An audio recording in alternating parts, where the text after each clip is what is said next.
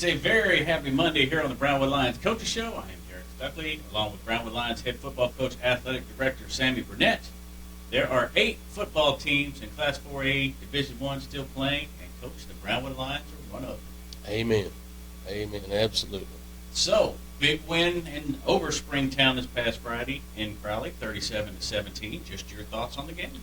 I thought it was a well-fought game on both sides. You know, both teams were prepared. I thought Springtown had a great game plan for what we do defensively.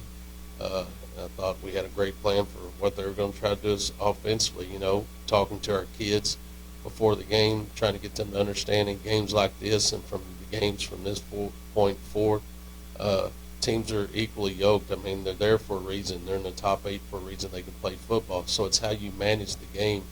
You're going to have pluses. You're going to have minuses. You're going to have peaks. You're going to have valleys. How do you handle those peaks? How do you handle those valleys? How do you persevere through 4 quarters of the game and look up and become successful? You do that by playing the next play. And I thought our kids did a phenomenal job of that. Throughout the course of any ball game, it doesn't matter.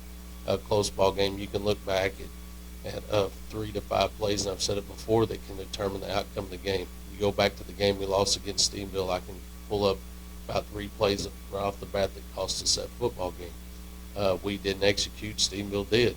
The other night, we forced 4 turnovers and took advantage of opportunities that we created instead of losing those plays like we did last year against Wichita Falls, where we turned the ball over in the 4th quarter and gave them 2 extra touchdowns to go up and wind up beating us. We found ways to create our own positive plays and took advantage of it. And that's how you win playoff games. That's how you win championship games. And our kids, I think, have been, and you know, my conversation with them this morning was, we told you from the get-go, you can play with anybody. All you got to do is do what you do. But they seem to have faced about every obstacle you can face in any kind of scenario, in any quarter of the game this year that you could face, and they've overcome them all. So it's just another opportunity for them to grow from situations in games such as life. You learn life through trials and struggles, and you persevere through those, and you keep fighting on, and that's what our kids are doing. And just another opportunity. You know, in the 3rd quarter, we lost some momentum and found it in the 4th quarter. And made it a blowout. So, you know, I'm just pleased with the way our kids are just, they have a willingness to thrive, a willingness to continue to fight, and they never surrender. You don't have to try to uplift them. You don't have to try to get them in the game. They stay in the game, and they stay focused, and they don't really care about what's going on at the moment. They care about what they're fixing to have to do. Play the next play. I don't care where the ball is on defense. We're going to make plays. You get a big play on us, so what? We'll regroup. We'll retaliate, and here we come again. Offensively, you know, we've had some 3 and outs, and we've had to punt, and we find ways to get momentum back and put points on the board. Special teams, other than the missed extra point the other night, which was rare, we've done a phenomenal job, you know, and continuing to preach to our kids how important special teams are, and for us to go get a turnover in the kicking game was huge. The extra points and field goals that Junior makes are huge. And all that stuff you tend to forget about, but that keeps you in the game. It keeps points on the board. And when you're up and people are chasing, if you're continuing to put points on the board, it's just a letdown for them. Man, we can't stop them. We can't stop the bleeding. So we're to open those wounds and let that blood flow. And that's sort of what's happened. I mean, you know, they drive down inside the 10, we create a turnover. We turn down and wind up going down and scoring.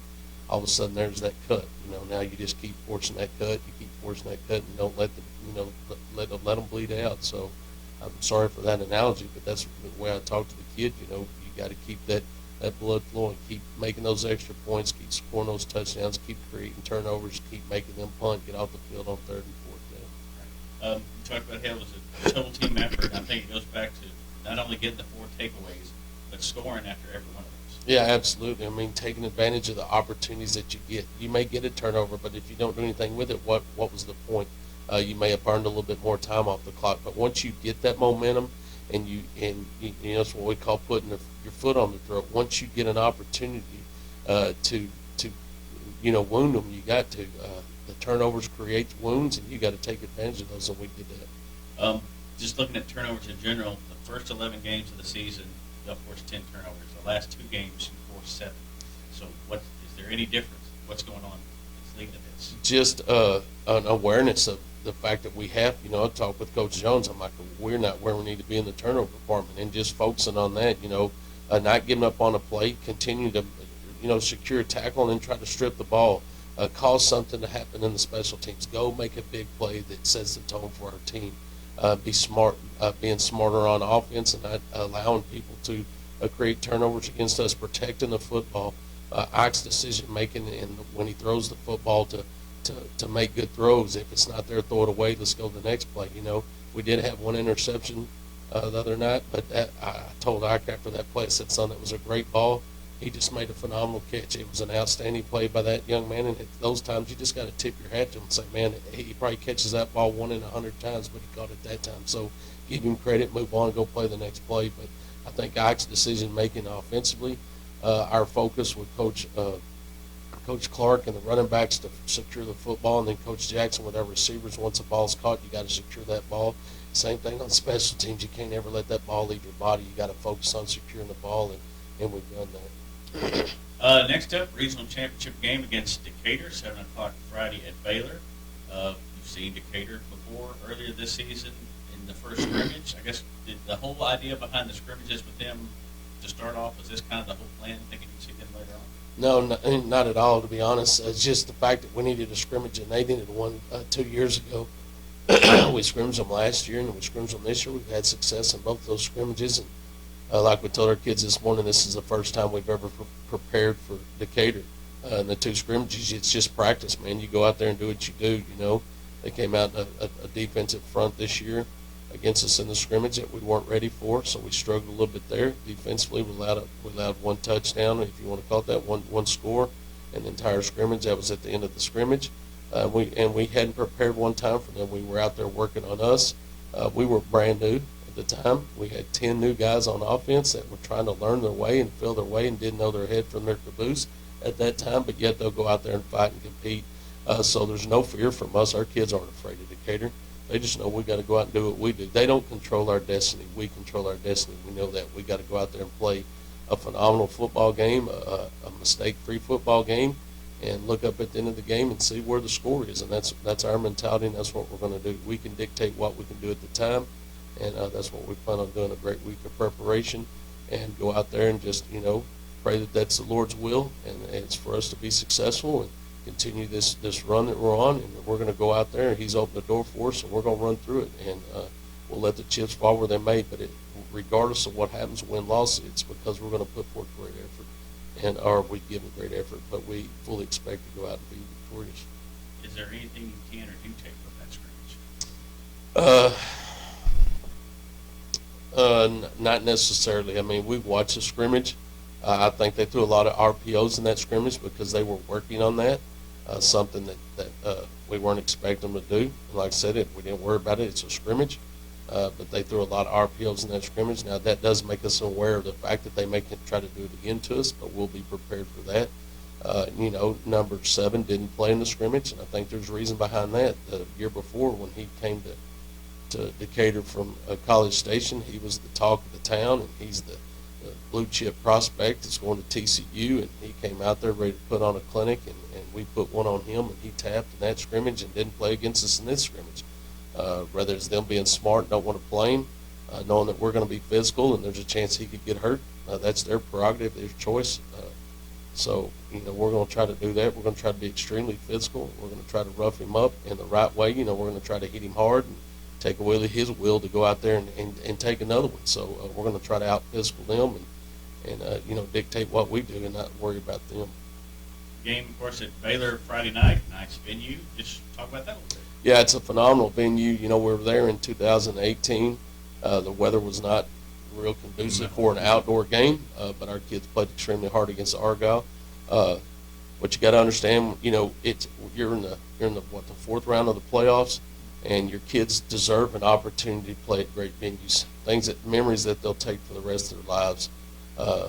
So we wanted an opportunity to do that, but what that comes is a big cost, a cost to the school district. But our school district is extremely supportive. They're willing to do whatever we need to do for our kids, so we have the opportunity to play there. The weather's going to be nice. It's going to be a little nippy, but it's going to be dry. You can wear a jacket. What I'd like to plead to the community is we always preach support, support, support. We have a very supportive community, but we get in a situation where if you can watch it on TV with the live stream, people are deciding to do that. Remember, you still have to pay for that live stream. You don't get it for free, especially this late in the run. But I had several of our players come up to me after the game and ask me why we didn't have as many fans at the game as we should have. So it's important that you're there. They want to hear you. They want to see you. You bring life to our team. You bring support to our team. And those kids work so hard, man. They want to walk out, run out of that tunnel and see the maroon and white in the stands and the loud cheers. I mean, you may not think it doesn't impact them, but it does in a great way. And when we make big plays and that crowd's roaring, it's intimidating to the other team. It's just encouragement to our team. So I challenge everybody, grab your families, your kin folks that live in the vicinity. Get them to buy a ticket from us and get to the game, man. Our kids want you there. They look for you when they come out of that tunnel. It's a big deal for them. And let's show everybody the Brownwood pride and the way it's always been. Every game I've ever went to in the playoffs, you notice the community and you notice the stands and the fans and how loud it is and dominated it is. So I encourage everybody, please come out. Come to the game. If you're from a surrounding community, you want to go to the game, man, wear something maroon and go out there and cheer on our county and cheer on those kids and get your tickets at home. And here's the situation with that. You're going to have the opportunity starting tomorrow morning through Thursday. We'll go from, I'm not totally sure we'll put it out, but it's going to be from 8 in the morning to possibly 6 at night that you can get your tickets Monday through Thursday. And then Lisa will sell those tickets as well Friday till noon. You can get those at the administration building. There'll be a place there that you can get those tickets at the administration building, or you can come to the athletic office with Lisa and purchase those tickets. If you have fans that are coming from out of town, we're going to have a PayPal situation where you can purchase your tickets through PayPal and get those at the gate.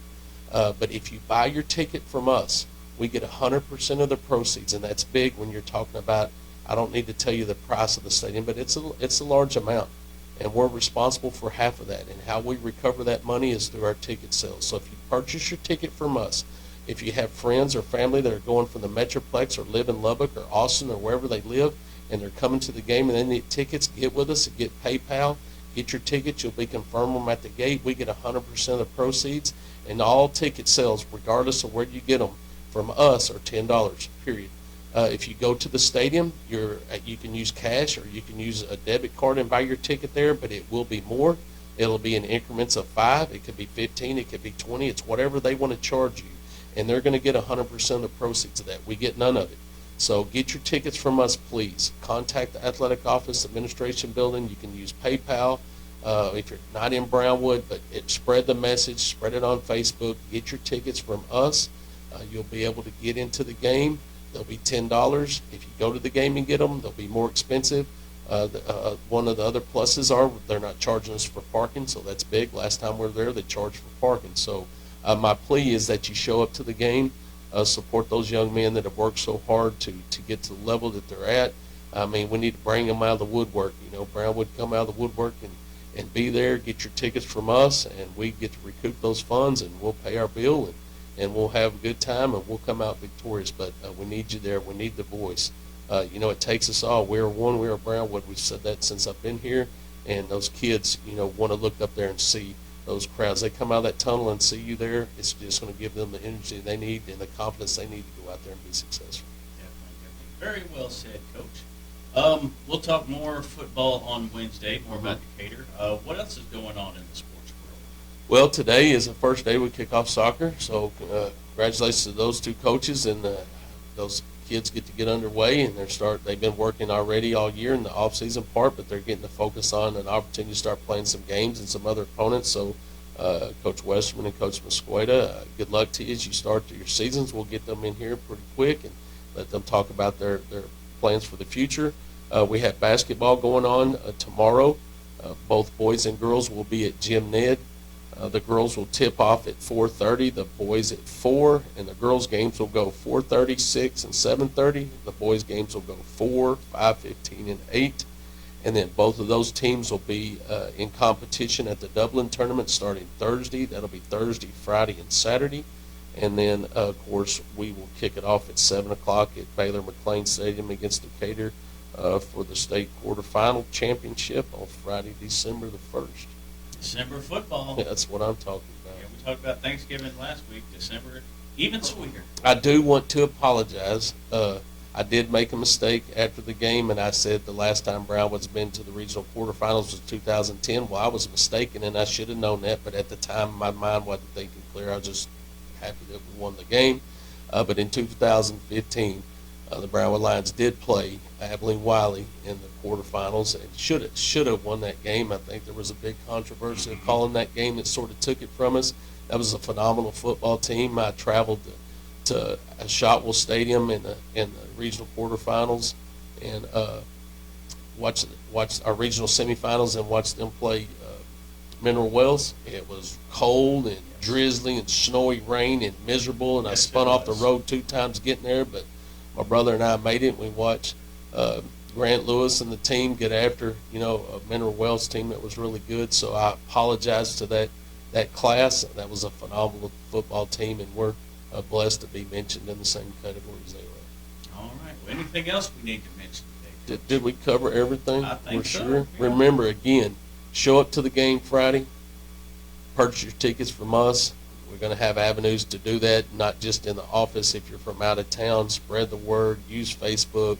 Use everything whatever those media areas that you can use to let people know to get them from us, because we get 100% of those proceeds. But if we can do that and we can pack the stands, that'll sure make those kids' hearts pump a little bit more and give them the courage and strength they need to go out there and represent Brownwood in a way that we see fit. So we're blessed with the opportunity. You get to play in December, so please come out and support those kids that have worked so hard for 6 years. Yeah, they definitely deserve it. Absolutely. Anything else, Coach? Yep, let's thank those that make this show possible. Auto Glass Magic, Brenner Auto Group, Syntex Body and Paint, Syntex Equipment Sales, Citizens National Bank, Dan Hill Containers, Dr. Bon Young, Dr. Pepper Bottling Company, Edward Jones Investments, Henrik Medical, Howery Enterprises, Humphrey Pete's, Heartland Funeral Home, Landmark Admin, MC Bank, Painter & Johnson Associates, Smith & Sharp Agencies, Sonic Drive-In, Stanley Chrysler, Texas Bank, Weldon Wilson Electric, Western Bank, and Willie's Teas. All right. We will be back here Wednesday to dig a little deeper into Decatur on the Brownwood Lions Coaches Show on KOXC, KOXC.com, and the KOXC app. Have a great day, Brownwood.